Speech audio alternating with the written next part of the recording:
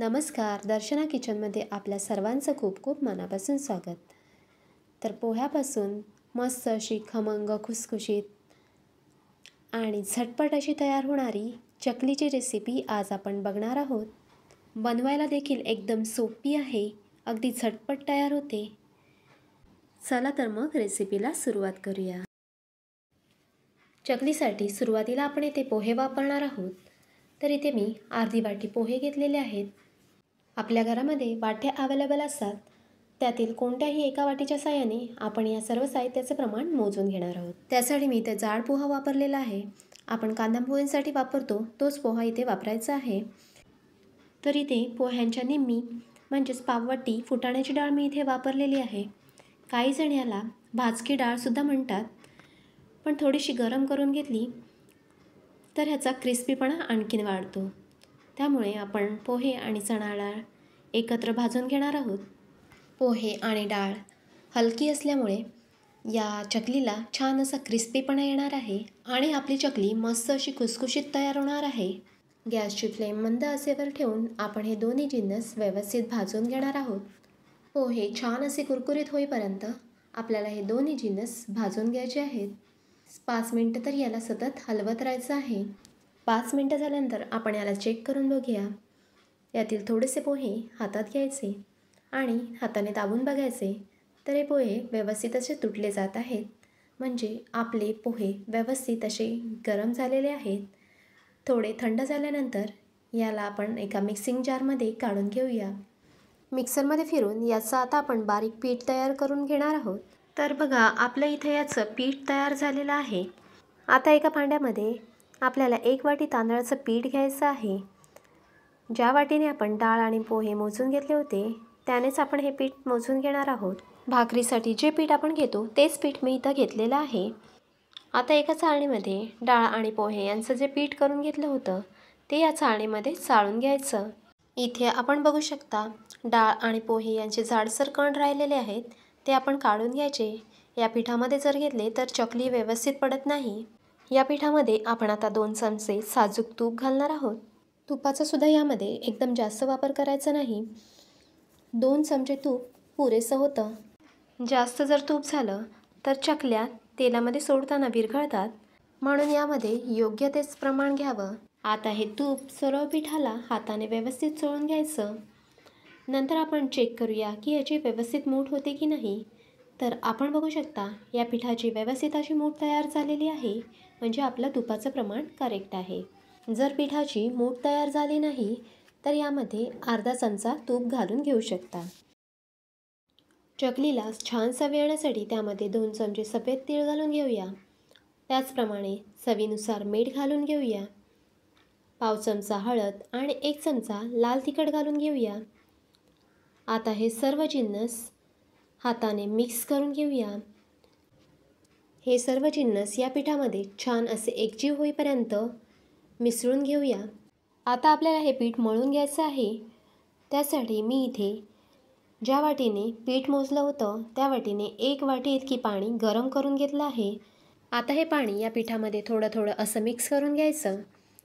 यामध्ये गरम पाणी टाकलेलं आहे, त्यामुळे आपल्याला एका चमच्याच्या साहाय्याने हे पीठ आता मिक्स करून घ्यायचं. यामध्ये लागेल तसं थोडं थोडं पाणी मिक्स करून घ्यायचं. एकदम जास्ती टाकलं तर पीठ पातळ होऊ शकतं. आपल्याला एकदम सैलसर असं पीठ मळून घ्यायचं आहे. गरम केलेलं पाणी आपण 1 वाटी वापरलेलं आहे, तेवढं प्रमाण पुरेसं होतं. पिठाचा गोळा मळून झाल्यावर त्याला थोडंसं तेल लावून घ्यायचं आणि पुन्हा एकदा पिठाला व्यवस्थित मळून घ्यायचं. आपण या पिठाला जेवढं जास्त मळून घेऊ तितकी आपली चकली खमंग आणि खुसखुशीत तयार होणार आहे. तर बघा, आपला इथे मस्त असा गोळा मळून तयार झालेला आहे. आता हे मळलेलं पीठ बाजूला न ठेवता आपण याच्या लगेच चकल्या बनवून घेणार आहोत. तर बघा, आपलं पीठ किती मस्त असं तयार झालेलं आहे. एकदम घट्ट आणि एकदम मऊसूदसुद्धा नाही. तर आपण या पिठाच्या आता चकल्या बनवून घेऊया.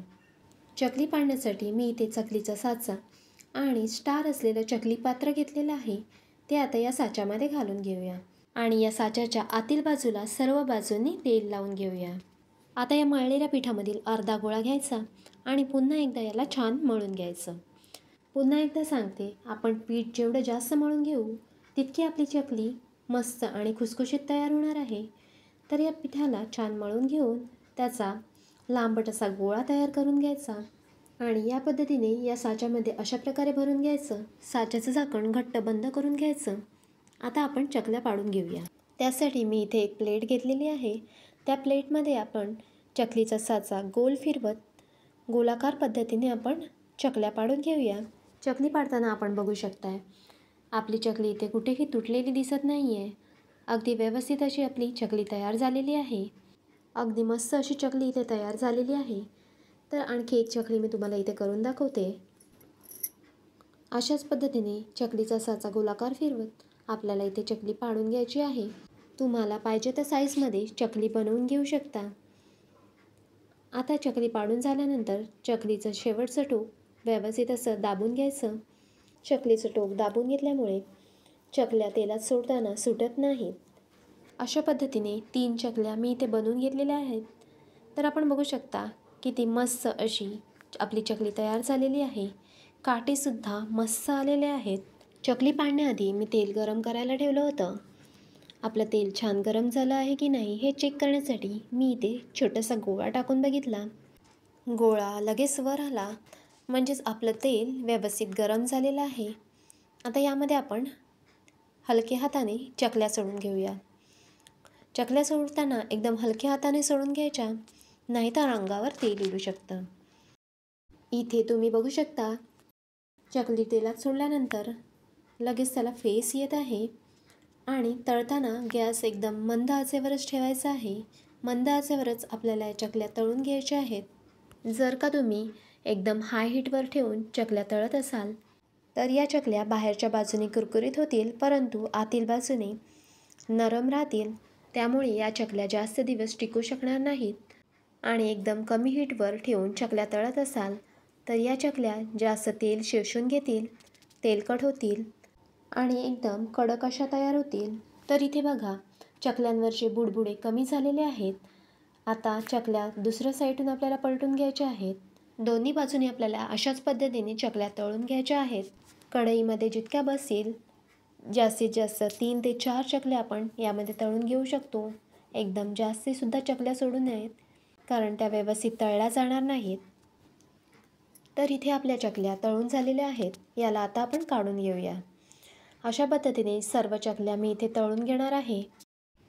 तर बघा आपल्या इथे मस्त अशा पोळ्यापासून चकल्या तयार झालेल्या आहेत. काटेसुद्धा अगदी मस्त असे आलेले आहेत. लहान मुलांना मधल्या वेळेत खाण्यासाठी किंवा चहाच्या वेळी स्नॅक्स म्हणून सुद्धा आपण या चकल्या खाऊ शकतो. तर ही आजची रेसिपी तुम्हाला कशी वाटली कमेंट करून नक्की सांगा.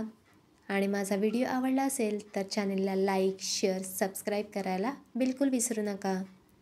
समोरचं बेल आयकॉनसुद्धा प्रेस करा, म्हणजे माझे जे नवीन व्हिडिओज येतील ते तुम्हाला पाहायला मिळतील.